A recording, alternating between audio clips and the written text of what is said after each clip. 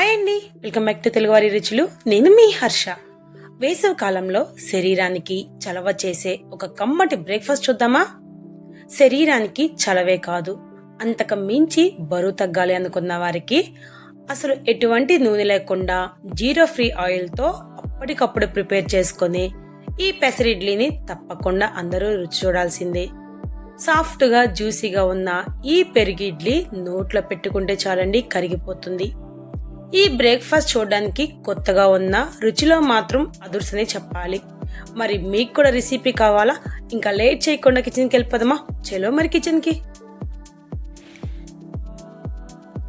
ఈ బ్రేక్ఫాస్ట్కి 1 కప్పు పెసరపప్పును తీసుకుంటున్నాను. ఒక బౌల్లోకి వేసుకుని అందులోకి 2 కప్పుల వరకు వాటర్ పోసుకోవాలి. ఇప్పుడు వీటిని 2-3 సార్లు క్లీన్ చేసుకుని ఇందులో ఉన్న వాటర్ని వంపుకోవాలి. మళ్ళీ ఫ్రెష్ వాటర్ పోసుకుని ఈ ఫ్రెష్ వాటర్లో 2 గంటల పాటు ఈ పెసరపప్పుని నానపెట్టుకోవాలి. 2 గంటలు నానితే సరిపోతాయండి. మనకు కావాల్సిన విధంగా పెసరపప్పు అయితే నానిపోతాయి.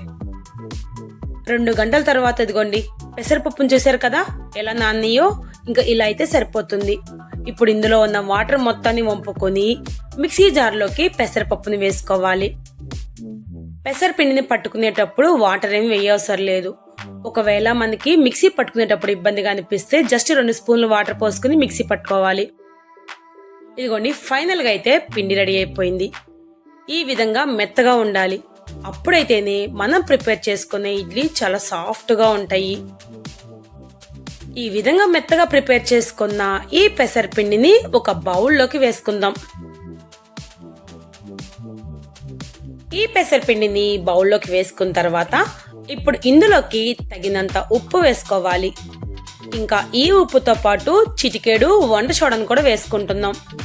ఈ 2 వేసుకున్న తర్వాత 1 డైరెక్షన్ లోనే ఈ పిండిని బాగా కలుపుకోవాలి.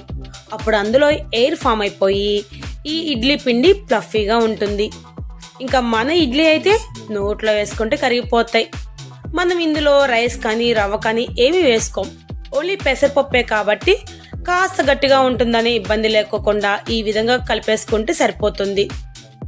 సో ఫైనల్ చూసారు కదా పిండి ఎంత ఫ్లఫీగా ఉందో. ఈ పిండిని ఇదిగోండి ఈ చిట్టి ఇడ్లీ ప్లేట్లోకి ఇడ్లీలా వేసుకోవాలి.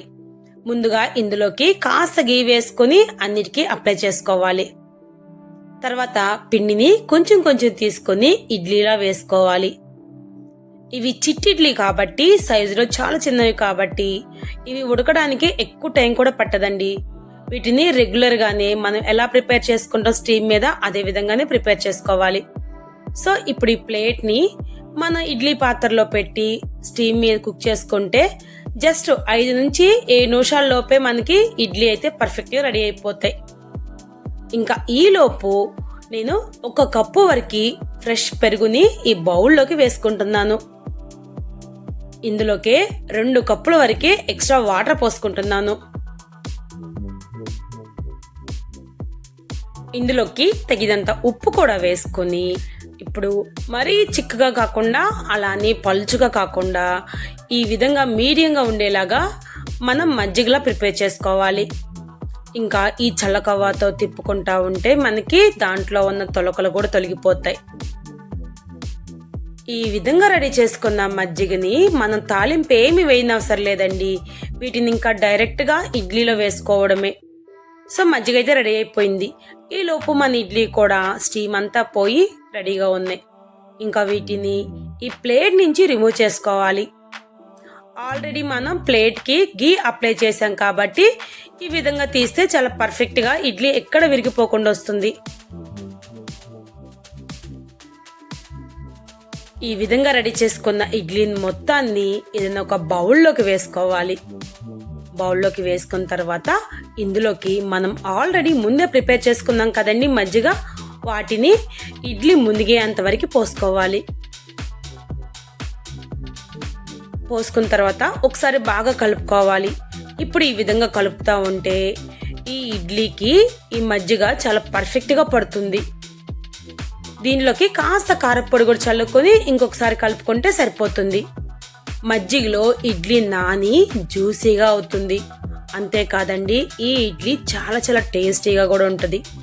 ఇందులో మనం ఎటువంటి ఆయిల్ కూడా వేయలేదు కాబట్టి ఈ బ్రేక్ఫాస్ట్ సూపర్ హెల్దీ అని చెప్పాలి. ముఖ్యంగా సమ్మర్లో కడుపు చల్లగా ఉంటుంది. ఈ ఇడ్లీని పిల్లలు, పెద్దవాళ్ళు ఎవరైనా సరే ఇష్టంగా తింటారు. ఈ పెసర ఇడ్లీని ఈ మజ్జిగలో ఒక పావు గంట సేపు నానిన తర్వాత సర్వ్ చేస్తే తిన్నవాళ్ళు ఎవరైనా సరే ఫిదా అవ్వాల్సిందే. ఇంకా ఈ సమ్మర్లో ఈ బెస్ట్ బ్రేక్ఫాస్ట్ ని ఎవరైనా సరే ఇష్టపడతారు. అందులోనూ ఇందులో ఎటువంటి ఆయిల్ వేయలేదు కాబట్టి వెయిట్ లాస్ అవ్వాలనుకున్న వాళ్ళకు కూడా బెస్ట్ అని చెప్పాలి. ఇంకా లేట్ చేయకుండా ఈ సమ్మర్లో మీరు కూడా ట్రై చేస్తారు కదా, మీకు కూడా తెలుస్తుంది ఇందులో ఉన్న టేస్ట్ ఏంటి, అదేవిధంగా హెల్త్ బెనిఫిట్స్ ఏంటి.